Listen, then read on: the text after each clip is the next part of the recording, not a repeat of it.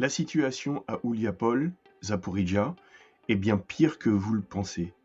C'est en regardant, en écoutant les soldats sur place qu'on comprend que la situation est catastrophique.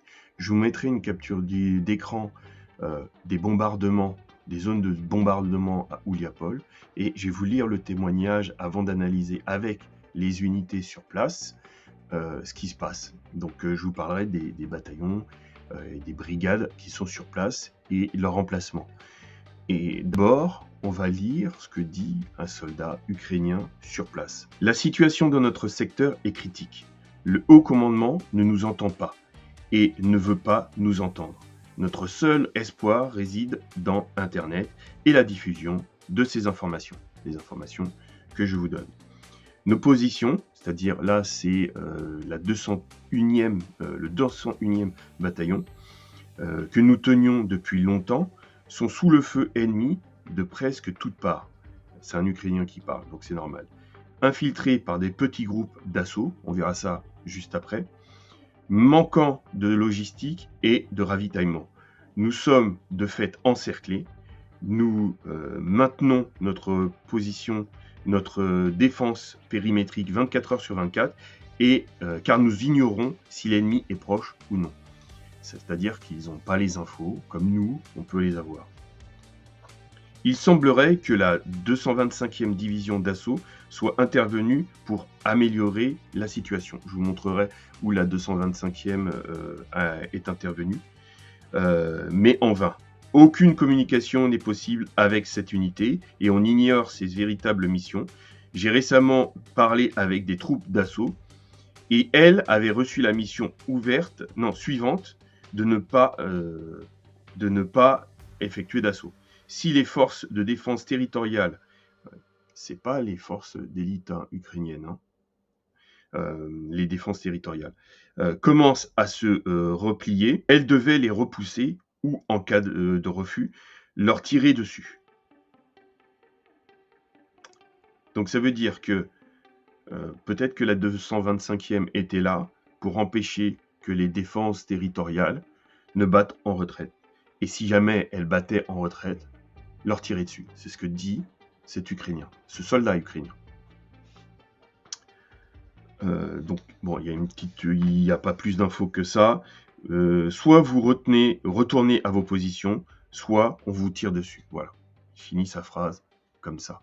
Et on va voir sur l'écran, sur les cartes, pourquoi cette situation, ce qui se passe là-bas, est dramatique. Salut les gars, je vous prends une minute de votre temps sur la vidéo pour vous annoncer que j'ai lancé mon Patreon pour vous donner du contenu supplémentaire, pour que vous puissiez élaborer vos stratégies. Donc je parle de guerre économique, je parle de guerre économique, c'est la face cachée du business en fait. Parce que en fait, si vous maîtrisez le business, mais vous maîtrisez pas la guerre économique, vous ne pourrez pas avancer. Donc la deuxième chose, je parle de la guerre en Ukraine, je donne d'autres infos, guerre au Sahel, etc. Je parlerai aussi de géopolitique, mais beaucoup plus de stratégie sur ce Patreon. Donc voilà, vous pouvez aller voir sur le lien, je commence à mettre du contenu. J'ai fait une offre spéciale pour les fondateurs, donc une offre préférentielle. Et puis au bout d'un moment, je mettrai le vrai prix. Voilà. Donc, je vous laisse avec le reste de la vidéo. Donc ici, c'est la zone d'Ouliapol. Vous voyez, les Russes continuent leur avancée. Voilà. Et on verra dans le détail ce qu'il se passe avec les bataillons dans cette zone. Mais avant ça, je voudrais que, pour confirmer ce que je vous dis, il y a d'autres cartes qui valident ce que je vous montre. Donc là, c'est juste pour vous informer. Et donc là, on va aller sur Deep State. C'est les cartes qu'on connaît depuis le début de la guerre. Et là, si vous voulez, je vous ai déjà fait une petite flèche avec les kilomètres, les distances. Alors, pour vous repérer, ici, Ouliapol est ici. Ok, je regarde si vous voyez bien. Ouliapol est ici. Oreshnik. Et regardez, Pokrovsk, attendez, hop. Non, là, c'est ça que je voulais. Pokrovskoye est ici. Voilà, on va peut-être, on refera le cercle plus tard. Ce que je voulais vous montrer, c'est ça. Les drones russes peuvent aller jusqu'à 30 km. Maintenant, il n'y a plus de soucis. Regardez, là, 30 km, 30 km, 30 km. Et peut-être même, on peut même voir jusqu'à la moitié de la carte, ici. D'accord? Donc en fait, pour Zaporizhia, les Russes n'ont pas besoin d'arriver jusqu'à Zaporizhia pour soumettre, pour que la bataille de Zaporizhia, le prélude à la bataille de Zaporizhia commence. Dès qu'ils arriveront dans cette localité, ça commencera. Ça peut même commencer à la moitié de la carte. S'ils arrivent juste là, ils pourront commencer déjà à bombarder Zaporizhia et ils seront obligés, les Ukrainiens seront obligés de faire évacuer cette ville. Voilà, donc dans peu de temps, on verra que ça commencera et on verra que les difficultés qu'auront les Ukrainiens. Ça sera, en fait, c'est juste, là, ce que vous voyez avec Ouliapol, c'est juste un prélude. Parce que je pensais pas que ça s'effondrerait aussi vite, mais là, c'est le cas. Et c'est dingue. Je vais vous montrer une deuxième carte. Alors, j'ai eu un petit bug. Je vais vous montrer une deuxième carte. Là, elle n'est pas trop à jour, mais ce que je voulais vous montrer, c'est ici.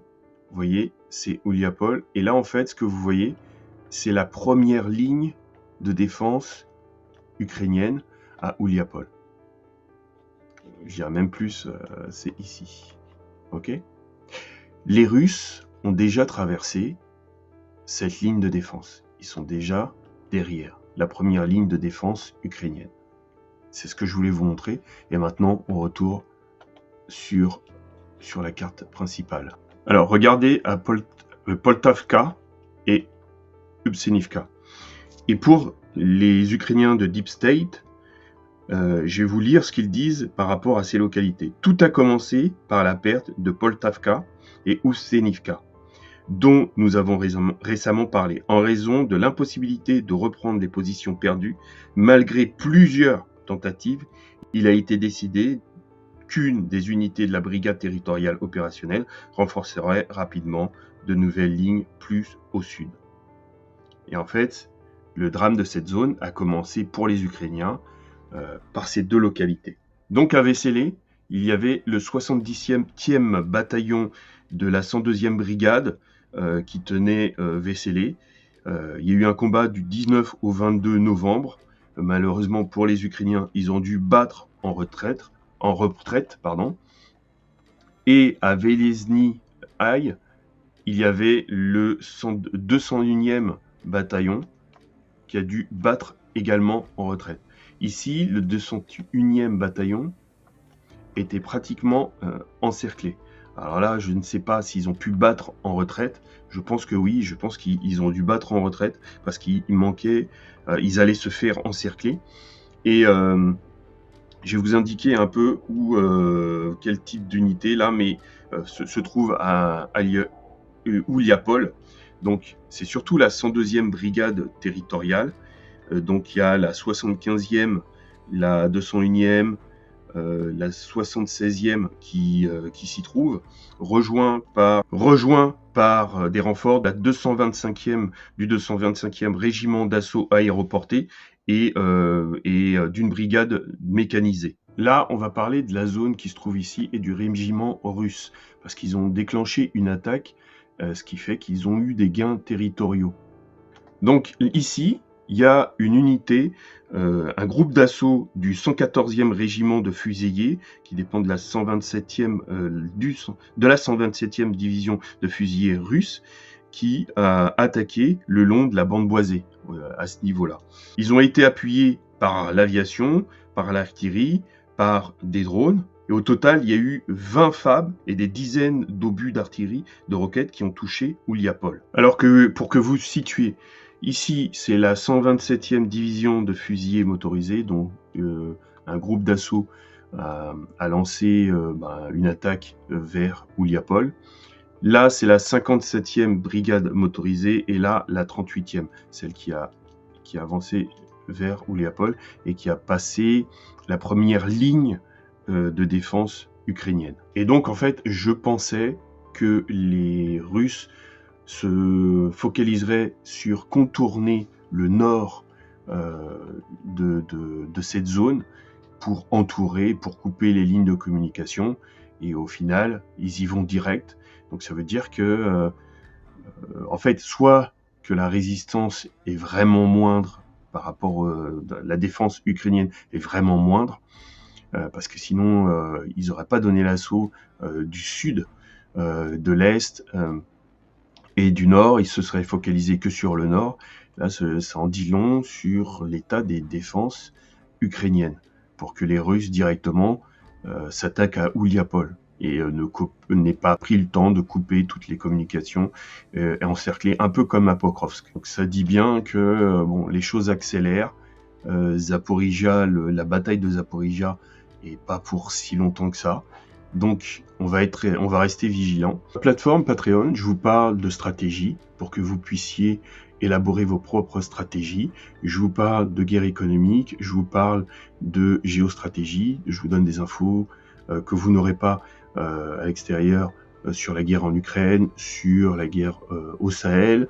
La guerre économique, ça, pour ceux qui font du business, ça vous donne un levier supplémentaire parce que en fait, le business, c'est juste une petite partie de notre monde et ça vous permettra d'évoluer et d'élaborer vos propres stratégies. Voilà. Donc, vous pouvez me rejoindre sur le Patreon. Et sinon, qu'est-ce qu'on se dit? Serrez les rangs et restez unis.